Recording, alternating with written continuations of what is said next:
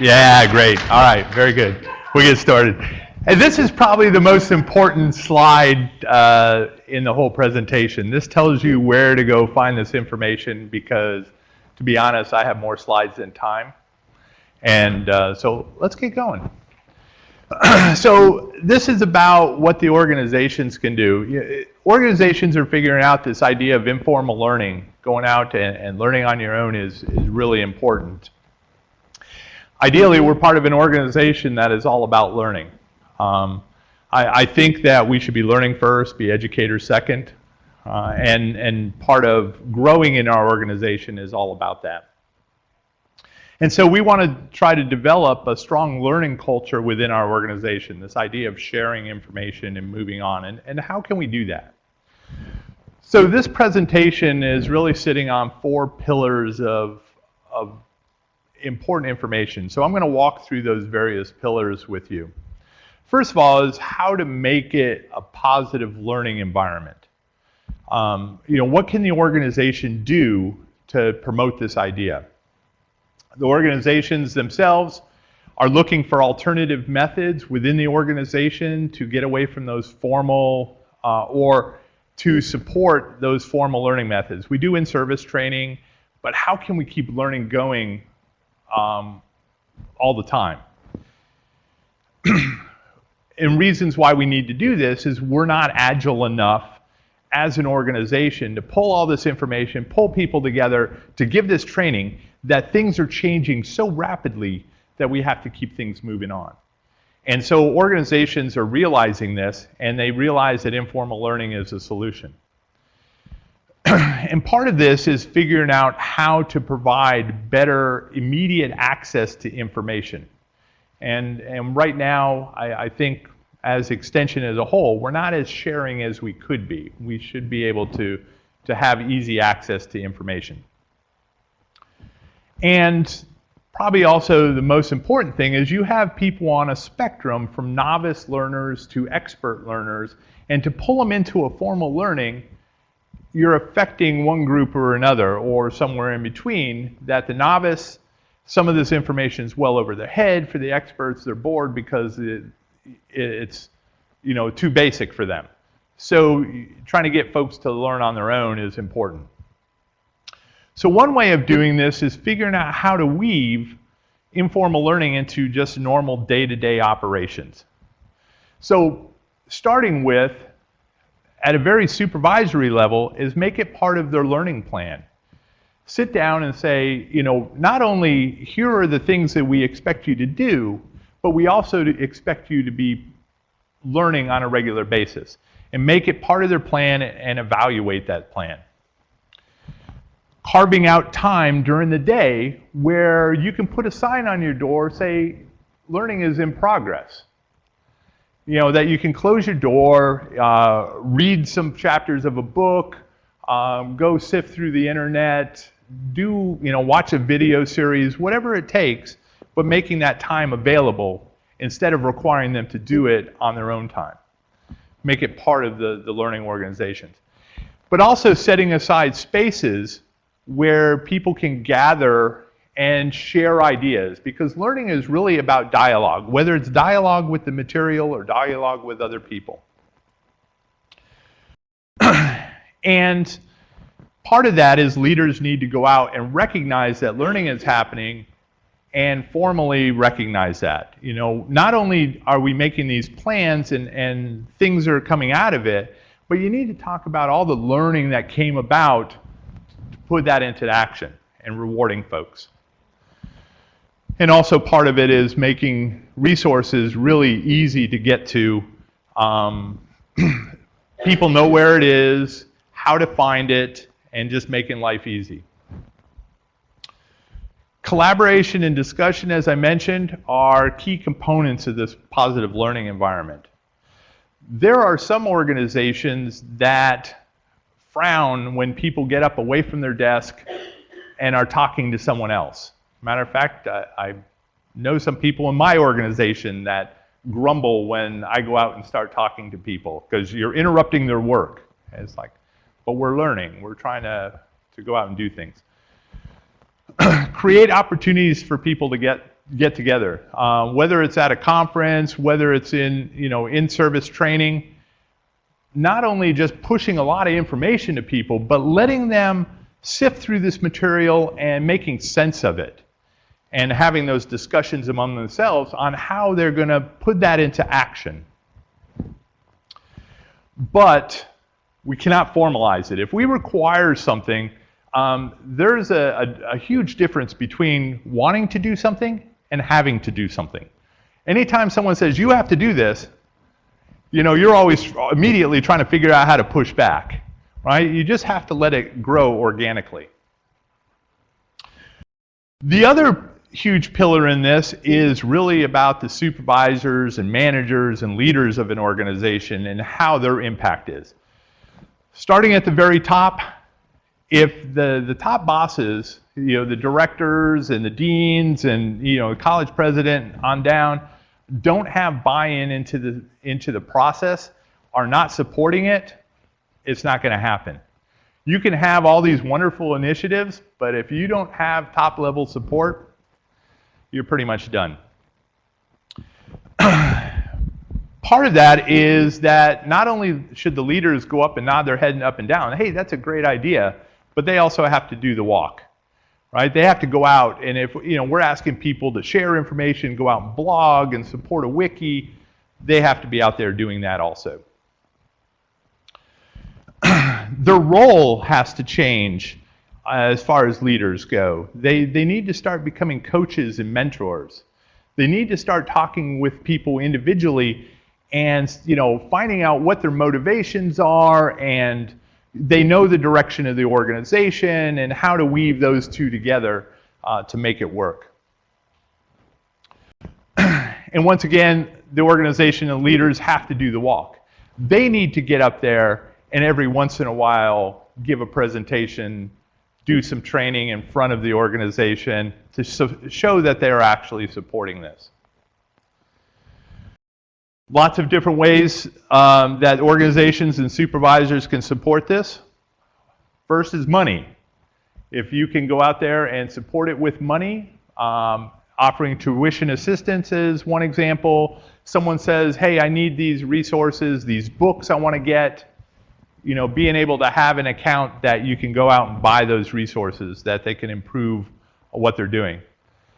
Encouraging people to go to conferences and giving other presentations, or being able to support them by encouraging them to participate in like learn.extension.org. Go participate in those webinars. Set time aside so you can go out and learn from experts around the nation. That should be in there. Providing access to the libraries and an organizational library. At the University of Wyoming for Extension, we actually have an organization library. No one knows about it, but we have it. Okay, and that library, we just need to figure out a better way to advertise that and to let people know what resources are there and how to check them out easy and things like that. And then once again, going out and showing that appreciation for the learning that's happening. To go out there and not only did they implement a great project and all about that project, but here's the cool things that they learned on the way. Emphasize that piece of learning that takes place. And providing a way that the members of the organization can share ideas, whether it's virtual or face-to-face, having those opportunities that they can just solely do that. The United States Air Force has and all the military branches, and I'm a graduate from that career field, is they have a Chief of Staff reading list. So Chief of Staff of the Air Force has a reading list of these 10, 12 books that they think the whole organization should read to get on the same vision to move the organization forward. Extension, I think, for the various parts of Extension, this would be a great idea to have a book list, or even at the director level for your area, to say, here's some good stuff that talks about what we do, whether it's sharing social media, how to do that, how to connect with people, that we should be supporting. And probably the most important thing that needs to happen is leaders need to get out of the way with stupid policies. Okay? They need to find out the things that are impeding learning and just remove those policies. Okay? Managers, key to this whole thing, they need to, they know where basically the organization is going and how they can move that organization forward. They're the ones that help to provide resources, set the direction, they know what the needs and goals are, and support that. And they also know, I mean, they're part of the measurement process. If someone is doing what they want them to do, right, they're out there measuring this, providing those evaluations. Another pillar that I think is real critical, and Dave Gray talked about this, is having access to these learning resources, determining what that is. And there's things that are important about those resources. One, can they access them? Are they timely resources? Are they good quality? We provide, as Extension, great resources, but the timeliness sometimes is lagging. This information needs to be in chunks. So instead of providing an hour-long presentation on something, you may want to chop it up into shorter bits so individuals can choose and pick the things that are important to them. And the leveraging technology is huge in this because it is that force multiplier. Stress over and over, everything has to be easy to get to, easy to access. If you go through all these different hoops to the information, people will not go there, right? They'll go back to Google and Google their resources. But it doesn't have to be based on technology, right? Not everything. So at a staff meeting, for example, allocating time just to go around the table, what new thing have you learned since the last time we got together? And sharing that knowledge. Encouraging people to go out and be in part of professional organizations. Not just in your discipline and specialty, but things that are outside. Benchmarking like corporate organizations. What are they doing well? And encouraging them to get out and share their knowledge. Writing blogs, going out and writing book reviews, or putting video clips together, or having a podcast. They should be out there doing those kind of things, sharing back to the organization what they've got going on. And just going out and using technologies like wikis and blogs and discussion boards. And whether it's on Facebook or LinkedIn, it doesn't matter. They have these capabilities, but we need to find what works for us and share that information. And also encouraging everyone in the organization, whether it's an administrative assistant to a specialist to our educators, to also go and teach for the organization, providing their knowledge. And most of the time we do it, but it's very in a silo, instead of figuring out how the cross-discipline works. And as I mentioned, the managers, they need to go out and be those facilitators. So the last piece here, and I think I'm running out to the end of my time here, is that we need to set up knowledge networks that are internal to the organization. Because everything is continuously changing, we need to place a repository that people can go in and tap into that information and pull that information out. By recording this information, because we have a challenge. We have baby boomers that are retiring very soon, okay? We have millennials that are coming in that are new to the force. How do we onboard them? We need to have a place that they can go, but by going in and putting our information in, we can identify the weaknesses or gaps. A good system has a variety of different tools on it. They have learning tools and resources. It's a place that you can manage connections, and a place that you have your content, you're managing your content. Ways of doing that, various knowledge tools or knowledge sharing tools, or everything from social networks to blogs and wikis to communities of practice. But once again, stressing the importance that it has to be easy for everyone. So he's starting to give me the nod. So, okay. Keeping the formality down. Okay. So you're going to miss the last couple slides because I'm getting the hook.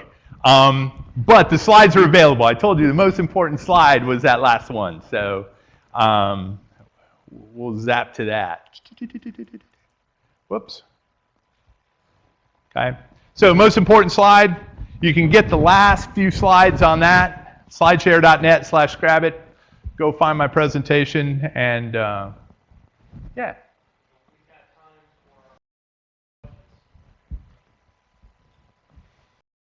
Yes, ma'am. Hey, I'm wondering if you have any ideas for us on how we get our constituents to want to learn on their own. One, I think, is really important to lead by example. You just have to, you just kind of keep thumping them in the head, sharing these resources, but going out and sharing yourself, right? But also getting with your directors and the higher leadership and getting them on board to start sharing their information to show that this is an accepted practice and an encouraged practice. The world is changing. Some great books out there. Organizations don't tweet, people do. I just finished one called The World is Open by Curtis Bonk. And what they're both saying is, at one time, knowledge was power, right? Those that held the knowledge, everybody went to. That has changed. Now, sharing of knowledge is power.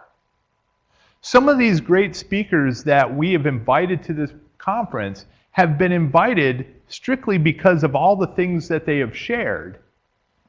That's how they got invited. Jane Hart,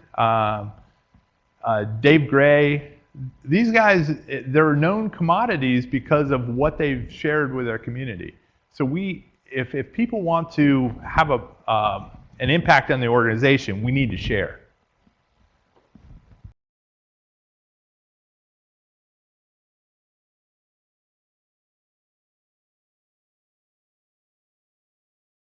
Okay, just a brief comment on your question. I think for most folks, there's still a bit of curiosity in people. I think people are naturally curious. They might not think of themselves as such, but they do probably have some interests. And sometimes in terms of motivation, it's just being able to take the time to figure out who they are and kind of what they're interested in and get them talking about that. And usually in that process, getting to know them and what they are interested in, I can find touch points. Right? And so it's not really convincing them to learn. It's just figuring out what they're interested in and seeing what I have that might speak to that. So.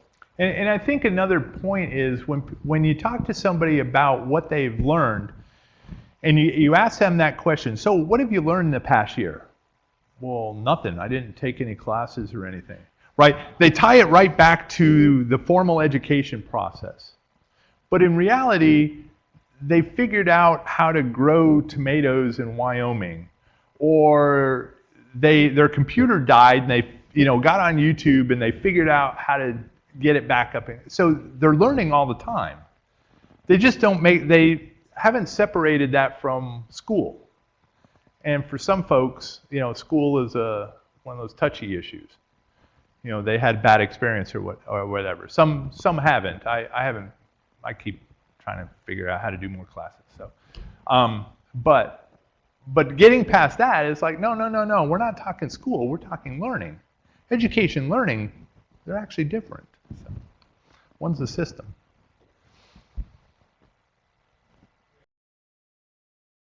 Yes, ma'am.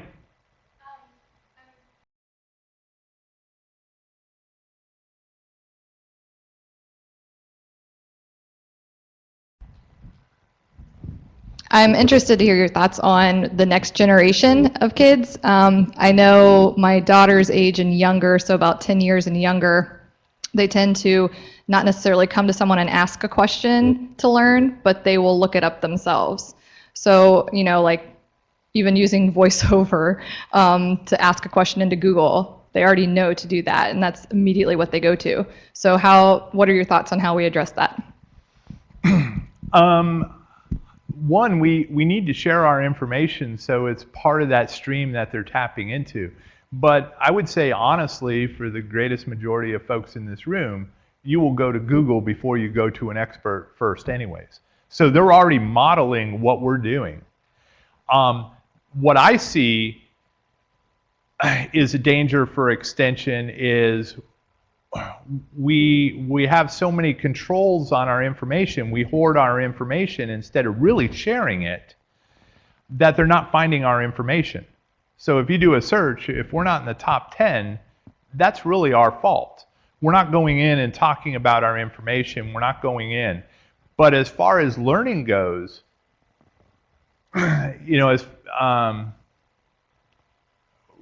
we really don't, you know, and this is Stan's thoughts and opinions here, is the whole school system is in jeopardy because you can go to the internet and learn basically anything you want. You can go to MIT and take courses on astrophysics, right? It's you know, being able to, you know, then apply that knowledge. And so I think you need guides still, but the fact that, you know, somebody in Africa can get on their mobile phone and learn how to do, you know, build a fence to keep their cattle in, they can do that. They don't have to go to school to learn these things, right? So we need to be part of that sharing and that conversation. I think that is huge, and we need to start with ourselves internally to do that. We're not good sharers. We failed that kindergarten lesson.